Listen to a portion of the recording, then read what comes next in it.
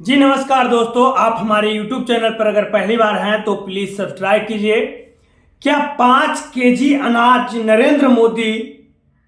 Narendra Modi ji 5 KG अनाज देकर बिहार के लोगों से ठगने का काम करेंगे, या तेजस्वी प्रसाद यादव 4.5 लाख नौकरी देकर बिहार के लोगों को बहलाने का काम करेंगे। मेरे दोस्तों, जिस प्रकार तेजस्वी प्रसाद यादव ने 4.5 लाख नौकरी दिए हैं और हमारे नरेंद्र मोदी जी हमारे बिहार में आकर लोगों को बताते हैं कि मैंने 5-5 केजी अनाज हर परिवार को देने का काम किया हूं, क्या पल्ला किनका भारी रहेगा? नौकरी का पल्ला भारी रहेगा या अनाज का पल्ला भारी रहेगा? मेरे दोस्तों, तो मैं आज ऐसे 4 सीटों पर, बिहार के 4 सीटों में, टोटल सीटों पर बात करूंगा, लेकिन बिहार के ऐसे 4 सीटों पर मैं बात करने जाऊंगा दोस्तों, बात करना चाहूंगा दोस्तों, जिसमें नरेंद्र मोदी जी बार बार आकर रैली कर रहे हैं।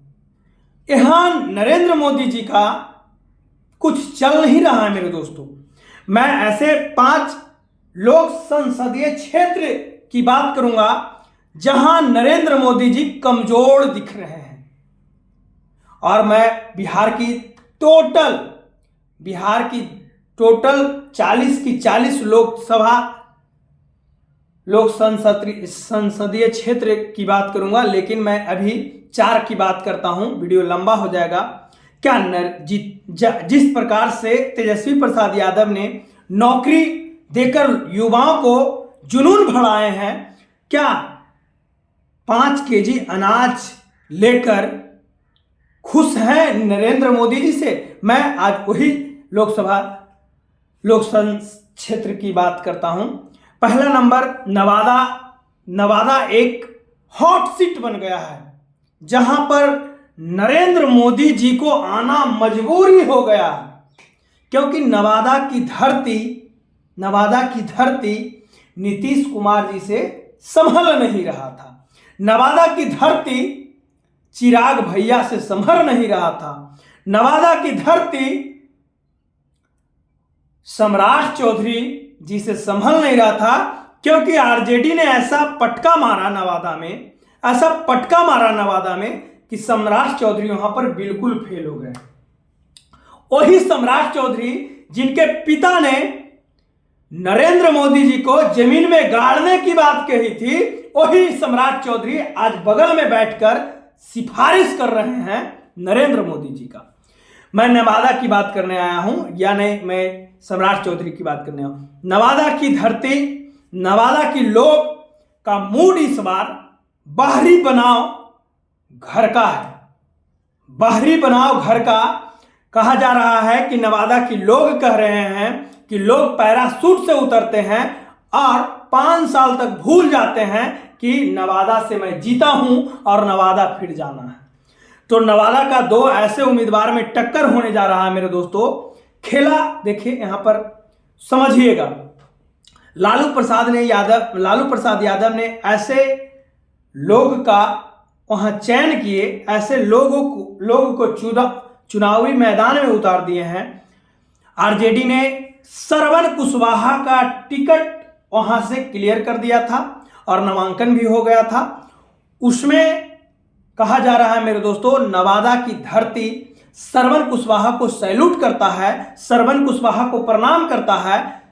श्रवण कुशवाहा भी नवादा के लोगों को प्रणाम करते हैं, नवादा की धरती से प्यार करते हैं। मेरे दोस्तों, नवादा का बेटा नवादा के लोग खोज रहे थे, और नवादा की धरती से एक उपजा हुआ बेटा श्रवण कुशवाहा को टिकट दिया गया वहां से, और श्रवण कुशवाहा इस बार ऐसा मजबूर कर दिया कि प्रधानमंत्री जी को चलकर नवादा की धरती पर आना पड़ा, क्योंकि नवादा की धरती विवेक ठाकुर से संभल नहीं रहा था। मेरे दोस्तों, क्योंकि जिस प्रकार से बाहरी लोगों ने नवादा के लोगों को ठगने का काम किया, नवादा की धरती विवेक ठाकुर से नहीं संभल रहा था, नीतीश कुमार से नहीं संभल रहा था। उसके बाद बीजेपी ने एक बाहरी उम्मीदवार, पटना से एक उम्मीदवार भेजा, विवेक ठाकुर जी को वहां से उम्मीदवार बनाया।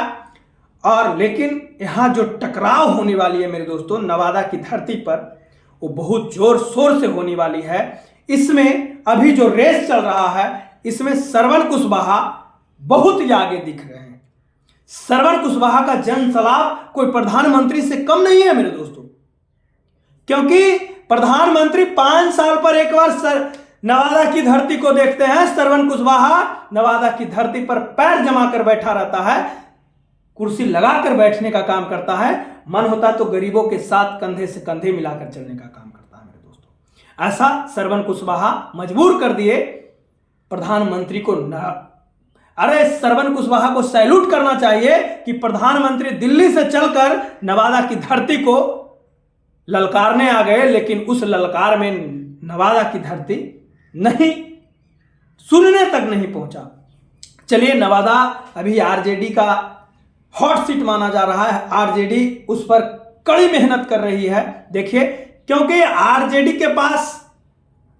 के पास प्रधानमंत्री नहीं है, आरजेडी के पास मुख्यमंत्री नहीं है कि प्रचार करने के लिए 2 करोड़ खर्चा करे। उसके बाद मैं बात करना चाहता हूं जमुई, जहां पर नरेंद्र मोदी जी, क्योंकि जमुई में भी खेला उल्टा हो गया है मेरे दोस्तों। जमुई का खेला उल्टा हो गया है। चिराग भैया ने पासवानों को तो लूटने का काम किए, पासवानों को भरमाने का काम किए। बताइए, पासवान झंडा उठाए, पासवान गाली सुने, पासवान और टिकट कौन ले? ये चिराग भैया का जीजा जी। देखिए, जमुई में नरेंद्र मोदी जी के 2 दिन पहले रैली था, क्योंकि जमुई की धरती चिराग पासवान को ठुकरा दिया तो चिराग पासवान ने अपने जीजा को उतार दिया। पासवान समाज को इस प्रकार से लूटा गया है, इस प्रकार से भरमाया गया है मेरे दोस्तों कि मैं बता देना चाहता हूं, झंडा उठाने के लिए सबसे आगे पासवान जाति के लोग होते हैं।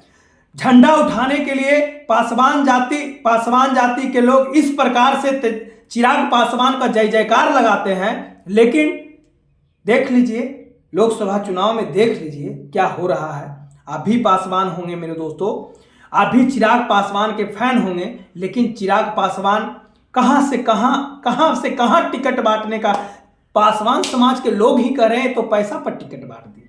परिवारवाद कह रहे थे मेरे दोस्तों, आप लोगों को कह रहे थे कि लालू प्रसाद यादव परिवारवाद है। देखिए ना, चिराग पासवान जी को अपने जमुई से नहीं लड़े तो जीजा जी को उतार दिए। चलिए, कोई दिक्कत नहीं है, उससे भी हम खुश हैं। मैं बता देना चाहता हूं दोस्तों, जमुई की धरती इस बार फिर आरजेडी के साथ खड़ा है। जिस प्रकार से तेजस्वी प्रसाद यादव ने अर्चना रविदास को टिकट देकर दलित को मनोबल इतना बढ़ा दिया, महिलाओं को मनोबल इतना बढ़ा दिया मेरे दोस्तों, जिससे जमुई की बेटी लोकसभा में दिल्ली जाएगी और जीत कर जाएगी। देख लीजिएगा, जमुई की लोग का यही पुकार है कि इस बार अर्चना को ही बनाना है, क्योंकि जमुई भी चिराग पासवान से नहीं संभल रहा था, अरुण भारती से नहीं संभल रहा था। हमारे प्रधानमंत्री जी वहां पर मजबूरी कर दिया। एक महिला किस प्रकार से देख लीजिए, दिल्ली से चलने से मजबूर कर दिया प्रधानमंत्री जी को। दिल्ली से मजबूरी बस जमुई की धरती पर रैली करना पड़ा, जमुई की धरती से दहाड़ना पड़ा कि मैं आपको 5 केजी अनाज दूंगा। और इधर तेजस्वी प्रसाद यादव कहें कि अगर हमारी सत्ता हुई, हमारी सरकार हुई तो 10 लाख नहीं, मैं 20 लाख नौकरी देने का काम करूंगा। टक्कर देखिए मेरे दोस्तों, यहां पर 5 केजी अनाज का है और टक्कर यहां पर नौकरी का है। जिस प्रकार तेजस्वी प्रसाद यादव ने युवाओं को नौकरी दिया है, उससे तो माहौल गड़बड़ा रहा है, बीजेपी का माहौल ढिसमिसा रहा है। अर्चना रविदास के विपक्ष में अरुण भारती आए हैं, चिराग पासवान के जीजा हैं और चिराग पासवान के टिकट से। वहां भी जमुई की जो धरती है, वहां भी बीजेपी को डगमगाता देख रहा है, एनडीए को डगमगाता देख रहा है मेरे दोस्तों। नवादा जमुई में मजबूरी हो गया प्रधानमंत्री जी को रैली करना। उसके बाद में आते हैं दोस्तों मुंगेर। मैं 4 ऐसे संसदीय क्षेत्र की बात करूंगा जहां पर बीजेपी बहुत कमजोर दिख रही है, बहुत। मैं मुंगेर की बात कर रहा हूं मेरे दोस्तों, जहां पर आनंद मोहन जी फरिश्ता बने हुए हैं। आनंद मोहन जी और अखिलेश अनंत सिंह जी फरिश्ता बने हुए हैं। अनंत सिंह तो जेल में है, लेकिन फरिश्ता है ना, फरिश्ता है। जब कहा जाता है मेरे दोस्तों, यहां पर जो लड़ाई चल रही है, देखिए अगर हमें कुछ बोलने में मिस्टेक हो तो आप हमें समझ लीजिएगा बेटा और माफ कीजिएगा। यहां पर जो लड़ाई है मेरे दोस्तों, दलितों को कहा जाता है कि अखिलेश महतो को बाहुबली बनाया गया। अशोक महतो को बाहुबली बनाया गया। अशोक महतो को कहा जाता है मजबूरी था बाहुबली बनने पर बंदूक उनको उठवाया गया मेरे दोस्तों। कहा जाता है कि कुछ अशोक महतो के गांव के ही लोग कहते हैं कि अगर अशोक महतो नहीं होते, अशोक महतो ऐसे फरिश्ते नहीं होते, अशोक महतो ऐसे लोग नहीं होते, तो आज हमारी मां और बहन का इज्जत नहीं होता। ये कौन कह रहे हैं? कुर्मी और महतो का जो कुर्मी महतो के बिरादरी हैं वो कह रहे हैं, अति पिछड़ा कह रहे हैं कि वो क्रिमिनल नहीं थे, वो हम लोगों को मदद करने वाले थे। मदद करने में उनको बाहुबली नाम घोषित कर दिया गया मेरे दोस्तों। और देखने में भी ऐसे नहीं लगते हैं। अशोक महतो की एक बाहुबली छवि के लोग हैं, इतने प्यार से बात करते हैं, इतने सहनशीलता उनके पास है। तो मैं बात करने जा रहा हूं मेरे दोस्तों, मुंगेर लोकसभा इस बार ललन सिंह जदयू के टिकट से इस बार गड़बड़ा रहे हैं मेरे दोस्तों, क्योंकि लालू प्रसाद यादव ने ऐसा चक्कर ही चला दिया कि उसे कोई काट नहीं सकता है मेरे दोस्तों। मैं 3 लोक संसदीय क्षेत्र के बारे में बात कर लिया मेरे दोस्तों, जमुई, नवादा और उसके बाद मुंगेर में अशोक महतो की पत्नी इस बार ललन सिंह को इस तरह से मड़ोड़ रहा है, इस तरह से लचोड़ रहा है कि ललन सिंह हड़बड़ा रहे हैं, डर रहे हैं, क्योंकि उनको कहना है कि 85% बनाओ, 15% चुनाव होने वाला है। क्योंकि इनका जो लड़ाई है, साफ शब्दों में कह दिए, लड़ाई था, है और रहेगा। चुनावी लड़ाई हो या क्षेत्रीय लड़ाई हो या जिस प्रकार की लड़ाई हो, अशोक महतो ने अपने इंटरव्यू में कह दिए हैं कि लड़ाई था, है और रहेगा। क्योंकि मैं 85% का हकदार हूं, क्योंकि 85% पर मैंने काम किया है। दलित हो, ओबीसी हो या कोयरी महतो हो, उस पर मैंने काम किया। उसके लिए मैं लड़ाई लड़ा हूं और उसी के लिए चुनाव भी लड़ रहा हूं।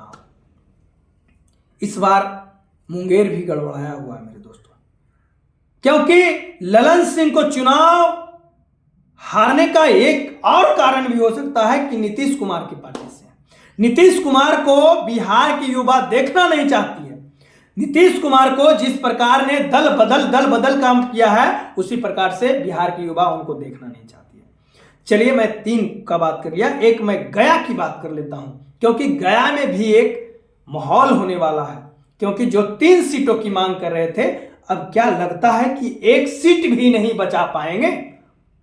1 सीट, मैं ऐसे 4 क्षेत्रों की बात कहूं जहां कांटे की टक्कर है, बीजेपी पिछड़ा हुआ दिख रही है। नवादा में सर्वजीत और जीतन राम मांझी की टक्कर है। कहा जाता है मेरे दोस्तों, जीतन राम मांझी जी का उम्र अब नहीं बचा है चुनाव लड़ने के लिए। कभी ब्राह्मणों पर टिप्पणी कर देते हैं, कभी कुछ बोल देते हैं, कभी कुछ बोल देते हैं, तो उनको नवादा से, गया की धरती से युवाओं कह रहा है कि इस बार सर्वजीत जी को ही लाना है। क्या आपको लगता है जीतन राम मांझी कुछ कर पाएंगे, कुछ दिखा पाएंगे अपना जलवा?